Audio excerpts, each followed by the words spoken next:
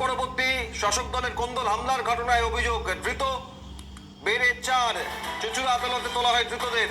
Vote পরবর্তী হিংসার ঘটনা 4 জনকে গ্রেফতার করেছে পুলিশ। আদালতে পেশ করা হয়। তাদের কাকলি নস্কর প্রতিনিধি জানাবেন বিস্তারিত। কি অভিযোগ এখনো পর্যন্ত সামনে আসছে কাকলি? দেখো, এদের এই ভোট পরবর্তী হিংসাতে দেখা গেছে পান্ডুয়ার দাসপুর গ্রাম পঞ্চায়েতের প্রধানের বাড়িতে হামলা হয়েছে এবং তার সঙ্গে অঞ্চল যুব সভাপতির বাড়িতে। সেই হামলাটা হওয়াতে তার যুব সভাপতির বাবাকে একটা আঘাত করা হয়। সে কিছুটা হসপিটালে আছে এবং যুব সভাপতি পান্ডুয়া থানাতে অভিযোগ জানায়। তার ভিত্তিতে 4 জনকে আটক করা হয়েছে। আগে উপপ্রধান ছিলেন হাসিনুর রহমান আর রাজা শেখ, আর 2 জন তৃণমূল কর্মীকে আটক করা হয়েছে এবং তাদেরকে চুঁচুড়া আদালতে তোলা হয়েছে। একজনকে 10 দিনের জেল হেফাজত করা হয়েছে।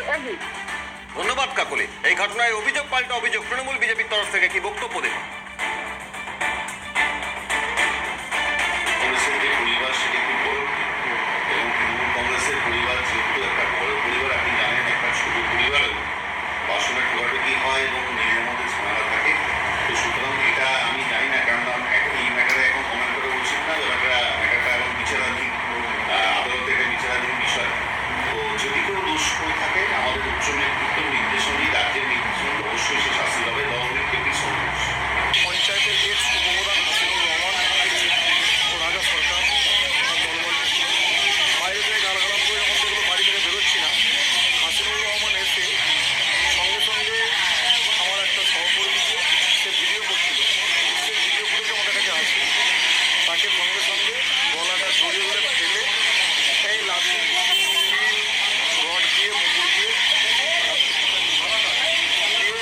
দাসপুরে যে ঘটনা ঘটেছে এটা হচ্ছে ক্ষমতা দখলের লড়াই, যেটা তৃণমূলের মধ্যে শুরু হয়েছে।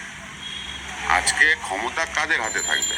প্রধান চাইছে নিজের হাতে রাখতে, প্রধানের অপর গোষ্ঠী চাইছে তাদের হাতে রাখতে, যার কারণেই এই ঝামেলার সূত্রপাত। কারণ যার হাতে ক্ষমতা থাকবে, ইনকাম তার হাতে। তো তৃণমূলের এই ঘটনা সারা হুগলি জেলা, সারা পশ্চিমবাংলায় অব্যাহত রয়েছে, দিন দিন আরও বৃদ্ধি পাবে।